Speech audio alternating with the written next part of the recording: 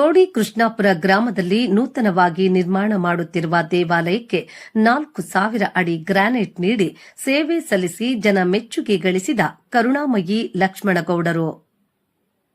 ಕೋಲಾರ ತಾಲೂಕಿನ ನರಸಾಪುರ ಬಳಿಯ ಜೋಡಿ ಕೃಷ್ಣಾಪುರ ಗ್ರಾಮದಲ್ಲಿ ನೂತನವಾಗಿ ನಿರ್ಮಾಣ ಮಾಡುತ್ತಿರುವ ಕರಗದ ದ್ರೌಪದಾಂಬ ಶ್ರೀ ಕೃಷ್ಣ ಮತ್ತು ಸುಬ್ರಹ್ಮಣ್ಯ ಸ್ವಾಮಿ ದೇವಾಲಯಕ್ಕೆ ಅಗತ್ಯ ಇರುವ 4,000 ಅಡಿ ಗ್ರಾನೈಟ್ ನೀಡಿ ಸೇವೆ ಸಲ್ಲಿಸಿದ ಎಲ್ಜಿ ಫೌಂಡೇಶನ್ನ ಕರುಣಾಮಯಿ ಲಕ್ಷ್ಮಣಗೌಡರು ಜನ ಮೆಚ್ಚುಗೆಯನ್ನ ಗಳಿಸಿದರು.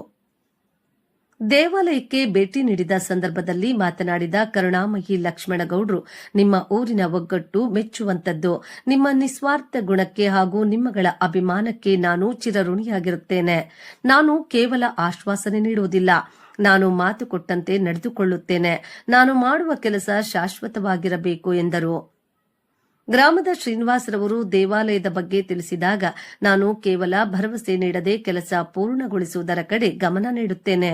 ಶ್ರೀನಿವಾಸರವರು ಹಾಗೂ ಗ್ರಾಮಸ್ಥರು ನನಗೆ ಸೇವೆ ಮಾಡಲು ಅವಕಾಶ ನೀಡಿದ್ದು, ನನ್ನ ಮೇಲೆ ಇಟ್ಟಿರುವ ನಂಬಿಕೆ ಉಳಿಸಿಕೊಂಡು ಗ್ರಾನೈಟ್ಗೆ ಅಗತ್ಯ ಇರುವ ಹಣದ ವ್ಯವಸ್ಥೆಯನ್ನ ಇವತ್ತೇ ಮಾಡುವುದಾಗಿ ಹೇಳಿದ್ರು. ಶ್ರೀನಿವಾಸ್ ಒಳ್ಳೆಯ ವ್ಯಕ್ತಿಯಾಗಿದ್ದು ಅವರನ್ನು ಬೆಳೆಸುವ ಕೆಲಸವನ್ನು ಗ್ರಾಮಸ್ಥರು ಮಾಡುವಂತೆ ಮನವಿ ಮಾಡಿದ್ರು. ಈ ಸಂದರ್ಭದಲ್ಲಿ ಶ್ರೀನಿವಾಸ್ ಸೇರಿದಂತೆ ಗ್ರಾಮದ ಮುಖಂಡರುಗಳು ಹಾಜರಿದ್ದರು. ಇನ್ನೊಂದು ಹೆಸರಲ್ಲಿ ದ್ರೌಪದಮ್ಮ ಕಟ್ಟಿದ್ದಾರೆ ಹಾಗೂ ಶ್ರೀಕೃಷ್ಣ ಮತ್ತೆ ಸುಬ್ರಹ್ಮಣ್ಯ ಸ್ವಾಮಿ ವಿಘ್ನೇಶ್ವರನ ಜೊತೆಗೂಡಿ ಏನು ನಮ್ಮ ಜೋಡಿ ಕೃಷ್ಣಾಪುರ ಗ್ರಾಮದಲ್ಲಿ ಒಂದು ದೇವಸ್ಥಾನವನ್ನು ನಿರ್ಮಾಣ ಮಾಡ್ತಿದ್ದಾರೆ. ಆದರೆ ಈ ದೇವಸ್ಥಾನ ಹತ್ರ ಬಂದಾಗ ನನಗನ್ಸಿದ್ದು ಈ ಊರಿನ ಒಂದು ಒಗ್ಗಟ್ಟು. ಆದರೆ ನಾವು ಯಾವುದೇ ಒಂದು ವಿಚಾರಕ್ಕೆ ಬೇರೊಂದು ವಿಚಾರಕ್ಕೆ ನಾವು ಸೇರಿಸಬೇಕಾದ ಜನನ ಬಹಳಷ್ಟು ಶ್ರಮ ಪಡಬೇಕು. ಆದರೆ ಇಲ್ಲಿ ಯಾವುದೇ ಸ್ವಾರ್ಥವನ್ನು ಇಟ್ಕೊಳ್ಳದೆ ಒಂದು 10 ನಿಮಿಷಕ್ಕೆ ಮೊದಲು ನಾನು ಹೊಸಕೋಟೆ ಬಿಡ್ತಿದ್ದೀನಿ ಅಂತ ಹೇಳಿದಾಗ ಬಹುಶಃ ಶ್ರೀನಿವಾಸ್ ಏನಾದರೂ ಎಲ್ರಿಗೂ ಹೇಳಿಟ್ಟಿದ್ದೇನೋ ಗೊತ್ತಿಲ್ಲ. ಆದರೆ ಇಷ್ಟೊಂದು ಜನಸ್ತೋಮ ಸೇರಿ ನನ್ನನ್ನು ಈ ದೇವಸ್ಥಾನಕ್ಕೆ ನಿಮ್ಮ ಕೈಲಾದಂಥ ಸೇವೆನ ಮಾಡಿಕೊಡ್ಬೇಕು ಅಂತ ಒಂದು ಆಹ್ವಾನ ಕೊಟ್ಟಿದ್ದಾರೆ. ನನ್ನನ್ನು ಕರೆದು ಈ ದೇವಸ್ಥಾನನ ಸೇವೆ ಮಾಡಿಕೊಡೋಕ್ಕೆ ಅವಕಾಶ ಮಾಡಿಕೊಟ್ಟಂತ ನಿಮ್ಮೆಲ್ಲರಿಗೂ ಕೂಡ ಹಣೆ ಹೆಚ್ಚಿ ನಮಸ್ಕರಿಸುತ್ತಾ ಕೈಲಾದ ಸೇವೆಯನ್ನ ಈ ಕರಗದಮ್ಮ ಅಥವಾ ದ್ರೌಪದಮ್ಮ ದೇವಸ್ಥಾನ ಅಂತ ಏನ್ ಹೇಳ್ತಾರೆ, ಈ ದೇವಸ್ಥಾನಕ್ಕೆ ಖಂಡಿತವಾಗ್ಲೂ ನಾನು ಮಾಡಿಕೊಡ್ತೇನೆ ಅಂತ ಹೇಳಿ ಈ ಸಂದರ್ಭದಲ್ಲಿ ಬಹುಶಃ ನನ್ನ ಹತ್ರ ಎರಡಿಲ್ಲ, ಒಂದು ಮಾಡ್ತೀನಿ, ನೋಡ್ತೀನಿ, ಕೊಡ್ತೀನಿ ಅನ್ನೋದಿಲ್ಲ. ಆಮೇಲೆ ಆಶ್ವಾಸನೆ ಅನ್ನೋಂಥ ಪದನ ಯಾರು ಕೂಡ ಅದನ್ನು ಮಾಡಬಾರದು. ಬಹುಶಃ ಸುಮಾರು ದಿವಸಗಳಿಂದ ನನಗೆ ಶ್ರೀನಿವಾಸ್ ಹೇಳ್ತಿದ್ರು, ಅಣ್ಣ ನೀವು ಬರಬೇಕು, ನಮ್ಮ ದೇವಸ್ಥಾನಕ್ಕೆ ಏನಾದ್ರು ನಿಮ್ಗೆ ಸೇವೆ ಮಾಡಬೇಕು, ನಿಮ್ಮ ಹೆಸರಿರ್ಬೇಕಣ್ಣ, ದಯವಿಟ್ಟು ಬನ್ನಿ ಅಂತ. ಆದ್ರೆ ನಾನು ಹೇಳಿದೆ, ನೋಡಪ್ಪ ಬಂದು ನೋಡ್ಕೊಂಡ್ಬಂದು ನಾನೇನೋ ಕೊಡಿಸಿದಾಗ ನಿನ್ ತರ್ತೀಯ ಲಾಖೆ ಸೇವೆ ನಿಂತು ಹೋಗುತ್ತೆ. ಅಂತ ಸಂದರ್ಭದಲ್ಲಿ ನನ್ನನ್ನು ಕರಲೇಬೇಡ. ನಾನೇನಾದ್ರೂ ಬಂದಿದ್ದೀನಿ ಅಂದ್ರೆ ಆ ಕೆಲಸ ಪರಿಪೂರ್ಣ ಆಗುತ್ತೆ ಅನ್ನೋದಾದ್ರೆ ನನ್ನನ್ನು ಕರಿ. ನನ್ನ ಕೈಲಾದಂತ ಸಣ್ಣ ಹಳ್ಳಿಲಿ ಸೇವೆ ಬೇಕಾದ್ರೆ ಮಾಡ್ಕೊಡ್ತೀನಿ ಅಂತ ಮೊದಲೇ ಹೇಳಿದ್ದೆ. ಆದ್ರೆ ಶ್ರೀನಿವಾಸ್ ಕರೆದಿದ್ದಾರೆ.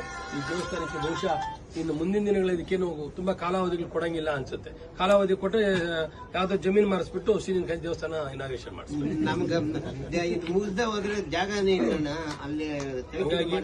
ನಾವು ಏನಾದ್ರೂ ಕೊಡ್ತಾರೆ ಅಂದ್ರೆ ಜನ ಸೇರ್ತಾರೆ.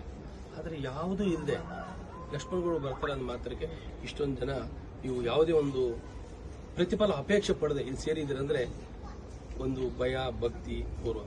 ಒಂದು ಊರಲ್ಲಿ ಯಾವುದಾದ್ರೂ ಒಂದು ದೇವಸ್ಥಾನ, ಒಂದು ಶಾಲೆ ನಿರ್ಮಾಣ ಆದ್ರೆ ಎಲ್ಲೋ ಬೇರೆ ಕಡೆ ಹೋದ್ರೆ ನಾವು ಚಪ್ಪಲಿಗಳು ಹಾಕೊಂಡು ಹೊರಟ್ಬಿಡ್ತೀವಿ. ಆದ್ರೆ ಎಲ್ಲಾದ್ರೂ ಒಂದು ದೇವಸ್ಥಾನ ಕಾಣಿಸಿದೆ ಅಂತಂದ್ರೆ ಚಪ್ಪಲಿಗಳನ್ನ ಎಲ್ಲೋ ಬಿಟ್ಬಿಟ್ಟು ತಲೆ ಬಗ್ಸಿ ದೇವಸ್ಥಾನ ನಮಸ್ಕಾರ ಮಾಡಿ ಒಳಗಡೆ ಹೋಗ್ತೀವಿ. ಹಂಗೇನಾದ್ರೂ ಮಾಡ್ತೀವಿ ಅಂದ್ರೆ ಅದು ದೇವಸ್ಥಾನಕ್ಕೆ ಮಾತ್ರ. ಹಂಗೆ ನೀವೆಲ್ಲ ಒಂದು ಒಗ್ಗಟ್ಟಿನಿಂದ ಇದ್ದೀರಿ.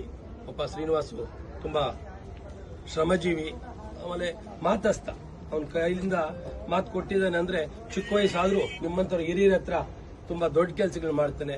ನೀವು ಕೂಡ ಅವನನ್ನ ಕೈ ಬಲಪಡಿಸಿ ಅವನನ್ನು ಬೆಳೆಸಿ ಉಳಿಸ್ರಿ. ಅವನು ಪಾಪ ಅವ್ನ ಕೈ ಸೇರಿದೆ ಅಂದ್ಬಿಟ್ಟು ಅವ್ನು ಬೇಕಾದ್ರೆ ತಲೆ ಕೊಟ್ಬಿಟ್ಟು ಜಮೀನು ಮಾರ್ಬಿಡ್ತಾನೆ. ನಾನು ಹೇಳ್ದಂಗೆ ದೇವಸ್ಥಾನ ತಲ್ಕೊಟ್ಟಿದ್ದೀನಿ, ಲಕ್ಷ್ಮಣ್ ಗೌಡ್ರು ಹೇಳಿದ್ದಾರೆ, ನಾನು ಅದನ್ನ ಮುಗಿಸಲೇಬೇಕು ಅಂತ. ಹಂಗಾಗಿ ಅವನ ಕೈನ ಬಲಪಡಿಸೋಂಥ ಕೆಲಸ ನಾವು ಮಾಡೋಣ ಅಂತೇಳಿ ಇವತ್ತು ಏನು ಗ್ರಾನೈಟು ನನ್ನ ಮೇಲೆ ವಿಶ್ವಾಸ ಇಟ್ಟು ಪಾಪ ಪೂರ್ತಿ ಹಾಕ್ಸ್ಕೊಡ್ಬೇಕಂತ ಹೇಳಿದ್ದಾರೆ.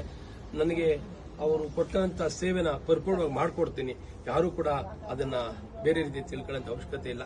ಆ ಗ್ರಾನೈಟ್ ಪೂರ್ತಿ ಕೂಡ ನಾನು ಇವತ್ತೇ ಅದ್ರ ಏನಿದೆಯೋ ಅದು ಚೆಕ್ ಕೊಡೋಂಥ ವ್ಯವಸ್ಥೆ ಮಾಡ್ತೀನಿ.